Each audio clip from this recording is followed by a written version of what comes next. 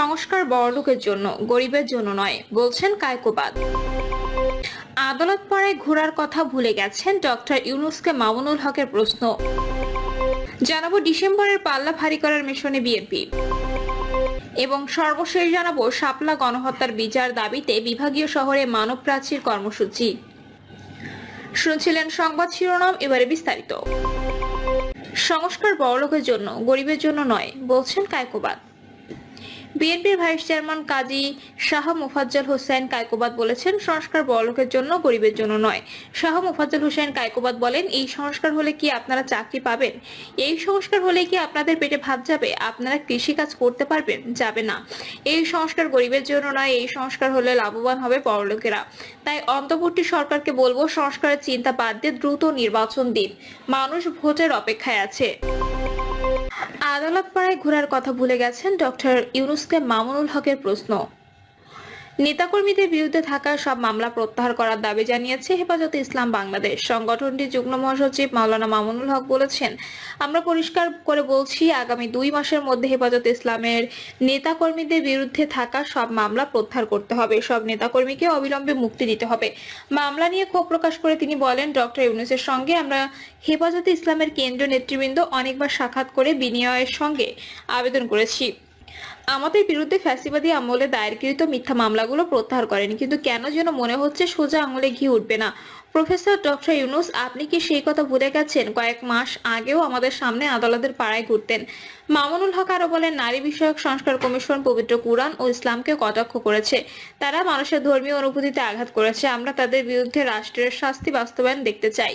রাখাইনে মানবিক করিডোর দেওয়ার বিষয়ে অন্তর্বর্তী সরকারকে সতর্ক করে মামুনুল বলেন, একটা বার্তা দিতে চাই। মনে রাখবেন, 71 সালে মুক্তিযোদ্ধারা বলেছিল, আমরা পিন্ডির গোলামীর জিনজির ছিন্ন করেছি, দিল্লি দাসত্ব করার জন্য নয়।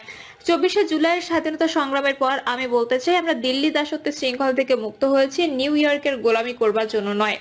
সরকারকে সতর্ক করে তিনি আরো বলেন, যদি বাংলাদেশকে ওয়াশিংটনের দাসে পরিণত করার কোনো চক্রান্ত করা হয়, হিউম্যানিটেরিয়ান করিডোরের নামে বাংলাদেশের বুকের ওপর দিয়ে বাংলাদেশের স্বাধীনতার সার্বভৌমত্ব হরণ করার জন্য অপতৎপরতা চালানো হয়, তাহলে সারা দেশের মানুষের প্রতি আমার আহ্বান, যুদ্ধের প্রস্তুতি নাও। দেশের জন্য যুদ্ধের প্রস্তুতি নাও।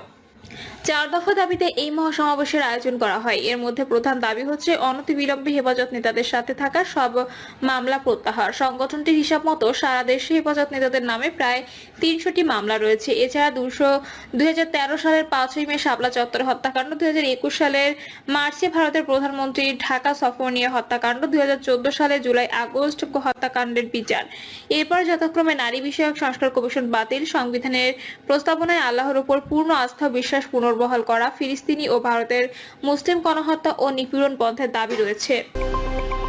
ডিসেম্বরের পাল্লা ভারী করার মিশনে বিএনপি। আগামী নির্বাচনের রোডম্যাপ ঘোষণা না হওয়ায় দেশের প্রধান রাজনৈতিক দল বিএনপি সহ তাদের মিত্র দলগুলোর মধ্যে অস্থিরতা ও অস্বস্তি বিরাজ করছে।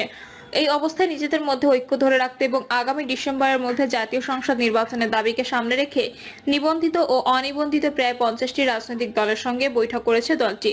নিজেদের দাবির পক্ষে অবস্থান আরো জোরালো করতে আগামী কয়েকদিনের মধ্যে ধর্মভিত্তিক কয়েকটি দলের সঙ্গে বৈঠক করবে বিএনপি ও তাদের মিত্র দলগুলো বলছে, এসব বৈঠকের মূল এজেন্ডা ছিল নিজেদের মধ্যকার ঐক্যমত্য ধরে রেখে একই ধরনের রাজনৈতিক অবস্থান বজায় রাখা, অর্থাৎ সরকার যাতে রাজনৈতিক দলগুলোর মধ্যে নির্বাচন ও সংস্কারের প্রশ্নে বিভক্তি বিভাজন তৈরি করতে না পারে, সেটাই লক্ষ্য। একই সঙ্গে সরকারকে চাপে রাখা, যাতে সরকার 40 থেকে 50 যে কয়টি রাজনৈতিক দলের কথা বলে সবাই যেন বলে ডিসেম্বরের মধ্যে নির্বাচন চাই। বিএনপির মিডিয়া সেলের অন্যতম সদস্য শায়রুল কবির খান বলেন, বিএনপির স্থায়ী কমিটির সদস্য আমির খসরু মাহমুদ চৌধুরীর নেতৃত্বে লিয়াজো কমিটি যুগপৎ আন্দোলনের সবকটি দল অর্থাৎ 20টি রাজনৈতিক দলের সাথে বৈঠক করেছেন। এছাড়াও কমিউনিস্ট পার্টি ও বাসদ এবং আন্দালিব রহমান পার্থের নেতৃত্বে বাংলাদেশ জাতীয় পার্টির সঙ্গে বৈঠক হয়েছে। অন্যদিকে দলের স্থায়ী কমিটির সদস্য নজরুল ইসলাম খানের নেতৃত্বে 23টি রাজনৈতিক দলের সঙ্গে আগামী কিছুদিনের মধ্যে ধর্মভিত্তিক কয়েকটি রাজনৈতিক দলের সঙ্গেও বিএনপির আনুষ্ঠানিক এবং অনানুষ্ঠানিক বৈঠক হতে পারে বলে বিএনপির একটি সূত্রে জানা গেছে। দলের স্থায়ী কমিটির সদস্য ইকবাল হাসান মাহমুদ টুকু বলেন, ডিসেম্বরের মধ্যে নির্বাচনকে সামনে রেখে দল জোটগুলোর সঙ্গে আলোচনা হয়েছে। বিএনপির সঙ্গে বৈঠকে অংশ নেওয়া দলগুলোর নেতারা বলছেন, বৈঠকে বিএনপি নেতারা তাদের বলেছেন 2018 সালের প্রহসনমূলক নির্বাচনের সময় আমরা ঐক্যবদ্ধ ছিলাম। এরপর আন্দোলন, সংগ্রাম এবং নির্যাতন ঐক্যবদ্ধভাবে মোকাবেলা করেছি। সেই ঐক্য এখনো অটুট রয়েছে। বিএনপি আশাবাদী যে তাদের প্রতি মিত্র রাজনৈতিক দলগুলোর সে আস্থা আগামীতে বজায় থাকবে। উত্তরে মিত্র দলগুলোর নেতারা বলেছেন, কাঙ্ক্ষিত সাফল্য না পাওয়া পর্যন্ত তারা ঐক্যবদ্ধভাবে বিএনপির সঙ্গে থাকবে। দলগুলোর নেতারা আরো বলেন, বৈঠকে বিএনপি নেতৃবৃন্দ স্পষ্ট করে বলেছেন যে সরকার প্রধান ডক্টর মোহাম্মদ ইউনূসের প্রতি তাদের এখনো আস্থা আছে এবং সেই আস্থাই তারা রাখতে চায়। তবে সরকারের অভ্যন্তরে বিভিন্ন ব্যক্তি ও গোষ্ঠীর নানাবিধ চিন্তাভাবনা ইতিমধ্যে প্রকাশ পেয়েছে। সেখানে কারো কারো বক্তব্যে নানা ইস্যুকে সামনে নিয়ে এসে নির্বাচনকে বিলম্বিত করার উদ্দেশ্যে প্রকাশ পেয়েছে। এসব বিষয়ে সবাইকে সজাগ থাকার আহ্বান জানানো হয় বিএনপির পক্ষ থেকে। বিএনপি নেতারা বলছেন, বৈঠকে শরিক দলগুলোর প্রতি বিএনপির পরামর্শ ছিল কোনো সিদ্ধান্ত সম্পর্কে পরিষ্কার না হয়ে আগেই মন্তব্য না করার। ভুল বোঝাবুঝির সুযোগ সৃষ্টি করে এমন মন্তব্য থেকেও বিরত থাকতে সবাইকে সতর্ক থাকার আহ্বান জানানো হয়। গণতন্ত্র মঞ্চের শরিক দল বিপ্লবী ওয়ার্কার্স পার্টির সাধারণ সম্পাদক সাইফুল হক বলেন, বৈঠকের সামগ্রিক ব্যাপারে কথা বলেছি আমরা। সরকার বা সরকারে যারা আছে তাদের অনেকেই বলার চেষ্টা করেছে যে তড়িঘড়ি করে বিএনপি এবং বিরোধী দলগুলো নির্বাচনে যেতে চায়। এই অপপ্রচার নিয়ে আমরা কথা বলেছি। তিনি আরো বলেন, আমরা রাজনৈতিক দলগুলো জুলাই আগস্টে বিচারের গতিকে ত্বরান্বিত ও দৃশ্যমান করতে চাই। আমরা সংস্কারের বিষয়টি তো আমাদের অনেক আগের কমিটমেন্ট। বিএনপির সঙ্গে বৈঠক করা 12 দলীয় জোটের মুখপাত্র সাদাত হোসেন সেলিম বলেন, অতীতের ন্যায় আমরা আগামী দিনে ঐক্যবদ্ধ থাকবো। যতদিন না কাঙ্ক্ষিত সাফল্য আসে ততদিন ঐক্যবদ্ধভাবে বিএনপির পাশে থাকার বিষয়ে বৈঠকে একমত পোষণ করেছেন 12 দলীয় জোটের নেতারা। গণতন্ত্র মঞ্চের একটি দলের শীর্ষ এক নেতা নাম প্রকাশ না করার শর্তে বলেন, যেসব বিষয়ে সবাই একমত সেখানে সবাই সই করে একটা সনদ স্বাক্ষরিত হবে। তারপর থাকে নির্বাচন। ফলে সরকারের সদিচ্ছা কাজ করলে ডিসেম্বর বা তার আগেই নির্বাচন করা সম্ভব। কিন্তু মনে হচ্ছে রোহিঙ্গা ইস্যুকে সরকার বড় ইস্যু করে আনছে। আমরা পুরো পরিস্থিতি দেখছি। সরকারের সঙ্গে নানা ধরনের চিন্তা ও তার বহিঃপ্রকাশ হচ্ছে। এসব বিষয়ে আলোচনা হয়েছে।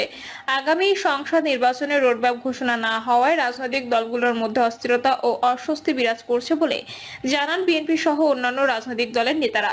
তারা বলছেন, এনসিপি সহ অল্প কয়েকটি দল ছাড়া অধিকাংশ রাজনৈতিক দল বারবার সরকারকে সংসদ নির্বাচনের রোডম্যাপ ঘোষণার দাবি জানিয়ে আসছে। কিন্তু সরকার এখন পর্যন্ত সুনির্দিষ্ট কোনো তারিখ ঘোষণা করেনি, যার ফলে নির্বাচন সহ নানা ইস্যুতে বর্তমান সরকারের সঙ্গে রাজনৈতিক দলগুলোর অপ্রয়োজনীয় দূরত্ব তৈরি হয়েছে। যদিও এটা হওয়ার কথা ছিল না। বিএনপির স্থায়ী কমিটির সদস্য মেজর হাফিজ উদ্দিন আহমেদ বীর বিক্রম বলেন, রোডম্যাপ ঘোষণা না হওয়ায় নিশ্চয়ই রাজনৈতিক দলগুলোর মধ্যে অস্বস্তি বিরাজ করছে। একটা জিনিস বোঝা যাচ্ছে যে বর্তমান সরকার রাজনৈতিক দলগুলোকে কোনো পাত্তাই দেয় না। তাদের সেই রাজনৈতিক দূরদর্শিতা নেই। তাদের প্রথম টার্গেট হচ্ছে কিভাবে তাদের সরকারের স্থায়িত্ব বাড়ানো যেতে পারে। এই নিয়ে বর্তমান সরকারের সফলতা নিয়ে প্রশ্ন তুলে বিএনপি এই নেতা বলেন, তারা সবশেষে যদি মানবিক করিডোর নিয়ে আন্তর্জাতিক সমস্যার মধ্যে দেশকে ঠেলে দিয়ে যায়, এটার ম্যান্ডেট তো তাদের নেই। তারা যে যার মতো চলে যাবে, দেশের মানুষকে এই যুদ্ধের অবস্থার মধ্যে ফেলে রাখে। আসলে তাদের কোনো জবাবদিহিতা নেই, দূরদর্শিতা নেই। তাদের অন্যতম চিন্তা হলো নিজস্ব ক্ষমতা স্থায়িত্বকাল কিভাবে বাড়ানো যায়। রাজনৈতিক দলগুলো, বিশেষ করে আমার দল, এই রকমই মনে করে। বিপ্লবী ওয়ার্কার্স পার্টির সাধারণ সম্পাদক সাইফুল হক বলেন, এক ধরনের অস্বস্তি তো আছেই। সরকারের নানা পদক্ষেপ নির্বাচনে প্রলম্বিত করা কিংবা অনিশ্চিত সময়ের দিকে নিয়ে যাওয়ার একটা তৎপরতা আছে কিনা সেটা নিয়ে সন্দেহ অবিশ্বাস বাড়ছে। নাম প্রকাশে অনিচ্ছুক 12 দলীয় জোটের একটি দলের শীর্ষ নেতা বলেন, বর্তমান সরকারের কোনো রাজনৈতিক এজেন্ডা থাকার কথা না। তারা কোনো দলের রাজনৈতিক প্রতিপক্ষ না। ফলে রাজনৈতিক দলগুলোকে প্রতিপক্ষ বানানোর দরকারও নেই তাদের। কিন্তু অবস্থা দৃষ্টে মনে হচ্ছে তারা তাই বানাবে।